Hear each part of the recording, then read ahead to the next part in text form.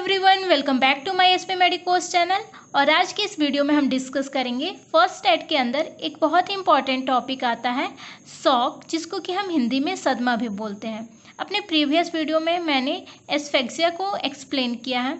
आज की इस वीडियो में हम देखेंगे शॉक क्या होता है। तो इस वीडियो में हम बात करेंगे शॉक के इंट्रोडक्शन, डेफिनेशन, शॉक के टाइप्स, अगर किसी पर्सन को शॉक आ जाता है तो फर्स्ट एड मैनेजमेंट क्या करते हैं। तो सबसे पहले हम शॉक के इंट्रोडक्शन को देखते हैं। A condition in which the body tissue fail to receive oxygen and nutrients in amounts sufficient. मतलब शॉक एक ऐसा कंडीशन होता है जब हमारी बॉडी टिश्यू प्रॉपर अमाउंट में ऑक्सीजन एंड न्यूट्रिएंट्स को रिसीव नहीं कर पाती है। उस कंडीशन को हम क्या कहते हैं? शॉक कहते हैं।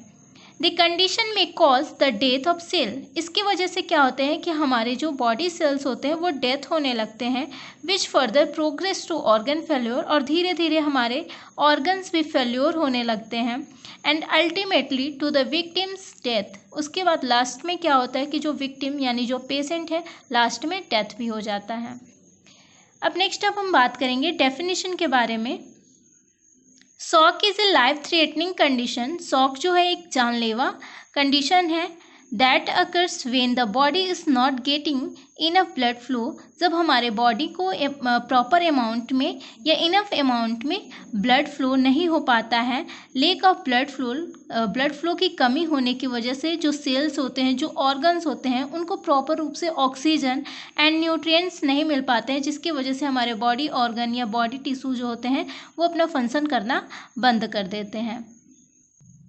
नेक्स्ट अब हम बात करेंगे types and their causes. Types के साथ साथ हम कॉजेस को भी एक्सप्लेन करेंगे, जिसमें फर्स्ट है हाइपोवॉल्यूमिक शॉक। हाइपोवॉल्यूमिक शॉक क्या होता है उसको समझ लेते हैं। This type of shock occurs due to traumatic injury. जो हाइपोवॉल्यूमिक शॉक है ये कब अकर होता है? जब किसी पर्सन को ट्रॉमेटिक या फिर सीवियर एक्सीडेंट हो जाता है, और उस एक्सीडेंट के दौरान क्या होता है उसके बॉडी से इनफ अमाउंट में ब्लड बाहर निकल जाता है। तो क्या होता है कि हार्ट जो होता है वो प्रॉपर रूप से पंपिंग नहीं कर पाता है, जिसकी वजह से उनके बॉडी में ब्लड की कमी होती है, और साथ ही साथ फ्लूइड भी उनके बॉडी से एक्सेसिव अमाउंट में लॉस हो जाता है, और उस कंडीशन में जो शॉक एराइज होता है उसको हम कहते हैं हाइपोवॉल्यूमिक शॉक। नेक्स्ट अब हम बात करेंगे कार्डियोजेनिक शॉक। कार्डियो का मतलब होता है हार्ट। अब कार्डियोजेनिक शॉक का मतलब क्या होता है? This type of shock occurs when the heart is damage. ये तब अकर होता है जब हमारा हार्ट डैमेज हो जाता है to such an extent that is fails to supply enough blood. और जब हार्ट डैमेज होता है तो हार्ट जो ब्लड सप्लाई होना चाहिए वो इनफ अमाउंट में ब्लड की सप्लाई नहीं हो पाती है, और उस पर्सन को क्या हो जाता है? कंजस्टिव हार्ट फेल्योर या फिर हार्ट अटैक भी हो सकता है। तो इस टाइप का जो शॉक होता है उसको हम कहते हैं कार्डियोजेनिक शॉक। मीन्स कि उसको हार्ट में कोई प्रॉब्लम आ रही है, उसकी वजह से शॉक आ रही है, तो उसको हम कार्डियोजेनिक शॉक कहते हैं। नेक्स्ट वन हम बात करेंगे सेप्टिक शॉक। सेप्टिक शॉक कब होता है? जब कोई इन्फेक्शन उसके बॉडी में लगता है और उसकी वजह से शॉक होता है, तो उसको हम कहते हैं septic shock. This type of shock occurs in condition of meningitis. ये शॉक तब अकर होता है जब कोई इन्फेक्शन लग रहा है, जैसे कि मेनिंजाइटिस यानी कि मेनिंजेस ब्रेन की एक लेयर होती है जो कि ब्रेन को प्रोटेक्शन प्रोवाइड करती है। उस लेयर में अगर इन्फेक्शन लगती है और इन्फेक्शन लगने की वजह से मेनिंजेस में इन्फ्लामेशन हो जाता है, या फिर न्यूमोनिया का कंडीशन, या फिर इंट्रा एब्डोमिनल इन्फेक्शन हो रहा है, जैसे कि जो अपेंडिक्स है वो रप्चर हो जा रहा है। मतलब टोटली कहने का मतलब है कि इन्फेक्शन लगने की वजह से, कोई भी बैक्टीरियल इन्फेक्शन लगने की वजह से उस पर्सन को शॉक होता है, उसको हम कहते हैं सेप्टिक शॉक।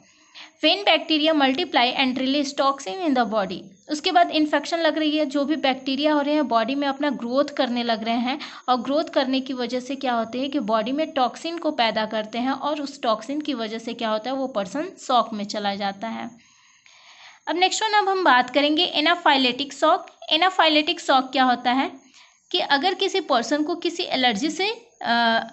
एलर्जी रिएक्शन हो रही है, उसकी वजह से शॉक हो रहा है, तो उसको हम कहते हैं anaphylactic shock. This type of shock occurs due to severe hypersensitivity और allergic reaction.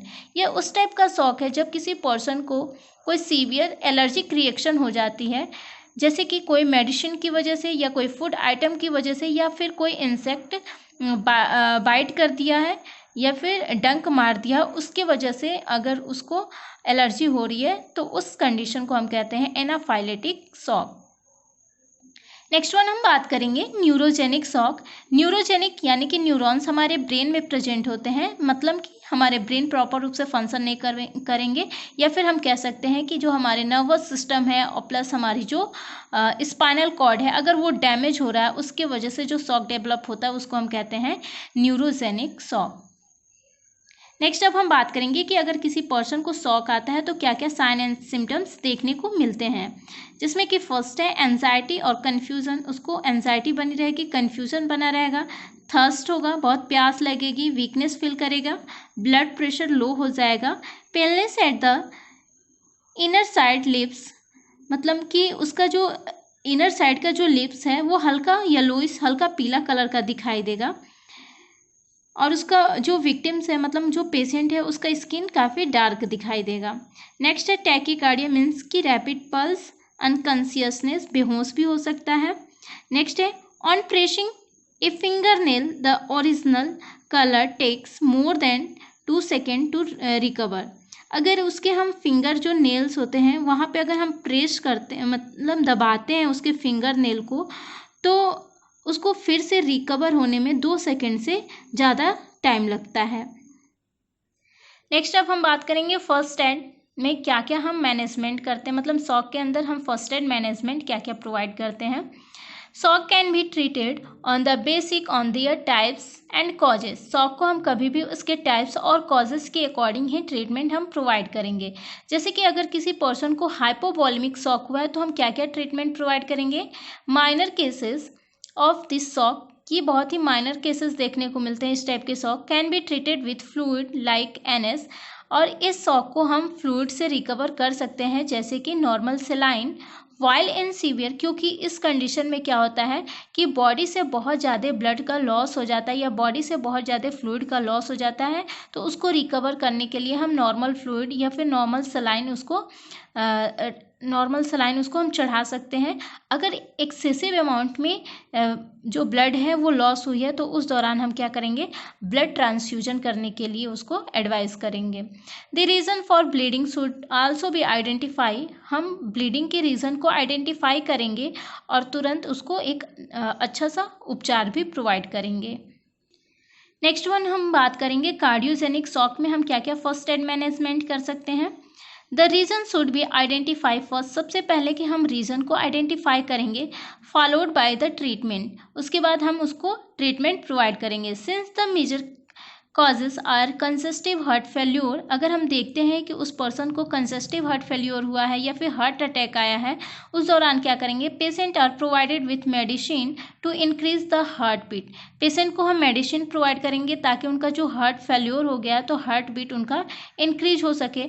Force and a patient suffering from heart attack would undergo cardiac catheterization, अगर वो मतलब कि उसको हार्ट अटैक आया है, क्योंकि हार्ट अटैक में क्या होती है कि ब्लड क्लॉट होने की वजह से जो हार्ट की आर्टरीज होती है उसमें ब्लड क्लॉट हो जाता है, जिसकी वजह से जो ब्लड होता है वो प्रॉपर रूप से फ्लो नहीं कर पाता है, तो फ्लो नहीं करेगा तो उस पर्सन को क्या हो सकता है, हार्ट अटैक, मतलब कि हार्ट की आर्टरी में ब्लॉक हो जाती है।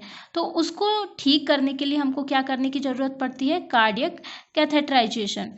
कार्डियक कैथेटराइजेशन क्या होता है, इस surgery for unblocking the blocked artery, जो आर्टरी ब्लॉक्ड हो गई है उसको अनब्लॉक करने के लिए कार्डियक कैथेटराइजेशन करते हैं। नेक्स्ट वन है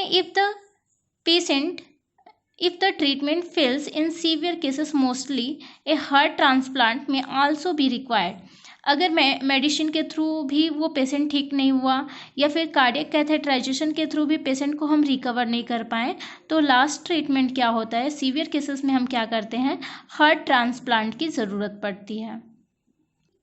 थर्ड नंबर हम बात करेंगे सेप्टिक शॉक। सेप्टिक शॉक में हमने क्या बताया था कि जो शॉक मतलब इन्फेक्शन लगने की वजह से राइज हो रही है, तो हम क्या क्या मैनेजमेंट करेंगे। This condition can be treated with antibiotics, इस कंडीशन को हम कैसे ट्रीट करते हैं, एंटीबायोटिक प्रोवाइड करके। Selected based on the source, हम ये देखेंगे कि वो इन्फेक्शन कहाँ से लगा है और किस टाइप का इन्फेक्शन लगा है। The victim of septic shock और ऑफन डिहाइड्रेटेड में भी हो सकता है कि जिसको सेप्टिक शॉक जिस विक्टिम को हुआ है वो डिहाइड्रेटेड हो सकता है। डिहाइड्रेटेड मतलब कि उसके बॉडी में फ्लूइड का अमाउंट क्या हो गया है, कम हो गया है। दस provided with large amounts of fluid, उस दौरान हम क्या करेंगे, लार्ज अमाउंट में उसको फ्लूइड हम प्रोवाइड करेंगे।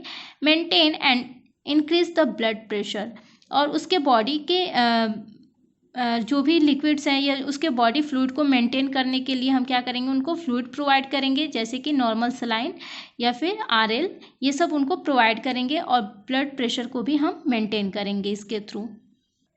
नेक्स्ट हम बात करेंगे एनाफाइलेटिक शॉक। एनाफाइलेटिक शॉक में हमने क्या बताया था कि वो शॉक जो कि किसी एलर्जिक रिएक्शन से अकर्स हो रहा है, तो उस दौरान हम क्या क्या मैनेजमेंट प्रोवाइड करेंगे। This condition can be treated with steroid medication, उस दौरान हम कोई स्टेरॉइड मेडिकेशन प्रोवाइड करेंगे जैसे कि मिथाइल प्रेडनिसोलोन। नेक्स्ट वन है न्यूरोजेनिक शॉक। न्यूरोजेनिक शॉक में हम क्या बताए थे कि उसका जो नर्वस सिस्टम या जो स्पाइनल कॉर्ड है अगर वो डैमेज होता है जिसकी वजह से न्यूरोजेनिक शॉक डेवलप होता है, उस कंडीशन में हम क्या मैनेजमेंट करते हैं।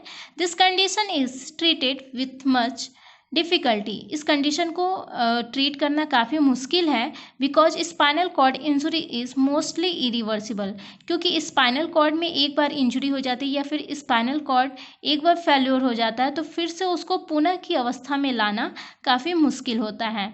And altars the natural regulatory body functions, और उसको फिर से पहले की तरह उसका जो फंक्शन है वैसा करना काफ़ी मुश्किल होता है। This condition can be controlled with fluid regular monitoring, इस कंडीशन को हम कैसे ट्रीट कर सकते हैं, फ्लूइड को मॉनिटर करके, फ्लूइड उसको प्रोवाइड करके, इमोबिलाइजेशन करके, मेडिसिन प्रोवाइड करके, जैसे कि एंटी इन्फ्लामेटरी मेडिसिन ड्रग्स, जो कि अगर स्पाइनल कॉर्ड में अगर इन्फ्लामेशन हुआ है तो उसको रिड्यूस कर सकता है, जैसे कि स्टेरॉइड मेडिकेशन आता है। और कभी कभी इससे नहीं रिकवर हो पाता है इतनी सारी प्रोसेस से, तो हम उस पर्सन को क्या करते हैं, सर्जरी के लिए एडवाइस कर सकते हैं।